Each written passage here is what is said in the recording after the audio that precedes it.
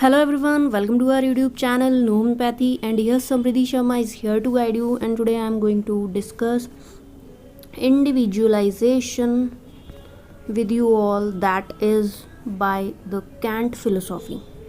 Okay, so सबसे पहले मैं आपको बता दूं कि इंडिविजुअलाइजेशन का मतलब होता क्या है। इंडिविजुअलाइजेशन का सिंपल सा मतलब ये होता है कि किसी एक को आपको उसी के जैसे दिखने वाली चीज़ से अलग करना, ठीक है।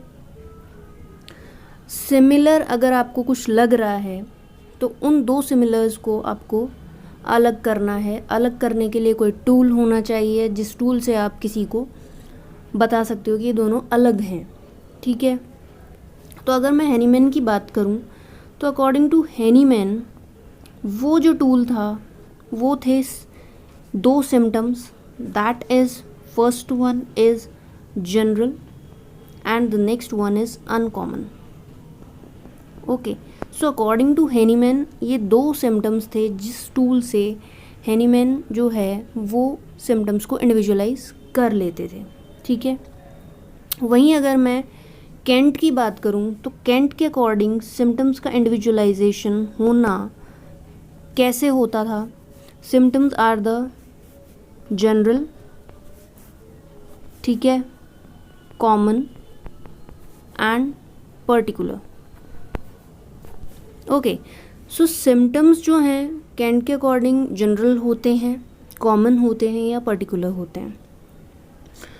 तो मैं आपको ये बताना चाहती हूँ कि अगर आपको किसी इंसान को इंडिविजुअलाइज करना है अकॉर्डिंग टू केंट तो तीन सिम्टम्स बहुत ज़्यादा जानने ज़रूरी हैं, that is the general, common and particular.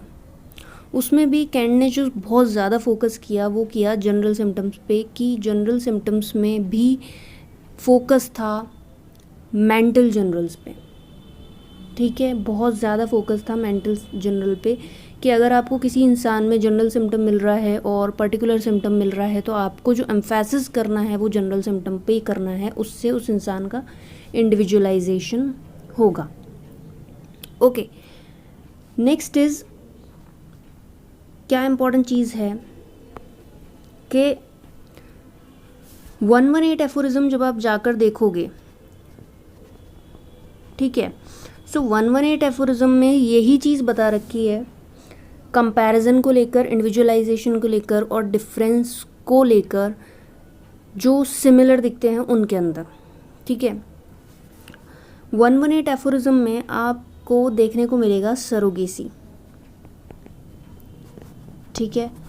Surrogacy simply substitute, इसका मतलब होता है सब्स्टिट्यूट। सो सब्स्टिट्यूट का सिंपल सा मतलब ये है कि आप एक दवाई की जगह दूसरी दवाई को नहीं दे सकते हो। दो दवाइयाँ एक जैसी नहीं होती हैं। कई बार क्या होता है कि बहुत सारे लोग ये करते हैं कि अगर ये नहीं है तो इसकी जगह ये दे दो, ऐसा नहीं होता है, ठीक है। There is no substitute existing. Okay, so simple सा आप देखोगे कि इसका एग्जाम्पल क्या है। So if we talk about the examples, what are the examples, आप बुक में जब देखोगे तो आर्सेनिक और सीकिल कॉर का एग्जाम्पल आपको देखने को मिलेगा, ये एग्जाम्पल बता रखा है।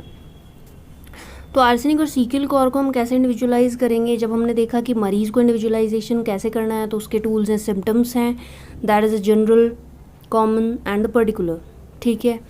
और अगर दवाइयाँ हैं उनको कैसे इंडिविजुअलाइज करेंगे, तो सबसे पहले आपको ये देखना है कि दवाई किस तरीके की है, हॉट है या चिली है। तो जब हम आर्सेनिक को देखते हैं तो आर्सेनिक जो है वो चिली है, और सीकिल कॉर को जब हम देखते हैं तो सीकिल कॉर जो है वो हॉट है, ठीक है। दूसरी चीज़ हम देखेंगे कि आर्सेनिक को आराम मिलता है हीट से, because it is a chilli medicine, और सीकिल कॉर को जो आराम मिलता है वो कोल्ड से मिलता है। तो हमने बहुत ही मेजर जो डिफरेंस था वो दोनों दवाइयों का ये पता कर लिया। एक तो आप ये देख सकते हो कि कौन सी चिली है, कौन सी हॉट है, आराम किससे मिल रहा है, यानी कि मोडालिटीज़ क्या हैं, एग्रेवेशंस, एमलाइजेशंस क्या हैं, उस हिसाब से आप दवाई को इंडिविजुअलाइज कर सकते हो। तो मुझे उम्मीद है आपको काफ़ी कुछ इस वीडियो में समझ में आया होगा, काफ़ी हेल्पफुल रही होगी, और जो एक सार था वो मैंने आपको इस टॉपिक का बता दिया है कि इसमें बताया क्या हुआ है। ओके, तो मुझे उम्मीद है ये वीडियो आपको पसंद आई होगी। अगर पसंद आई तो लाइक करना मत भूलना, शेयर करना मत भूलना और चैनल पर पहली बार आए तो सब्सक्राइब ज़रूर कर देना। Thanks for watching know homeopathy.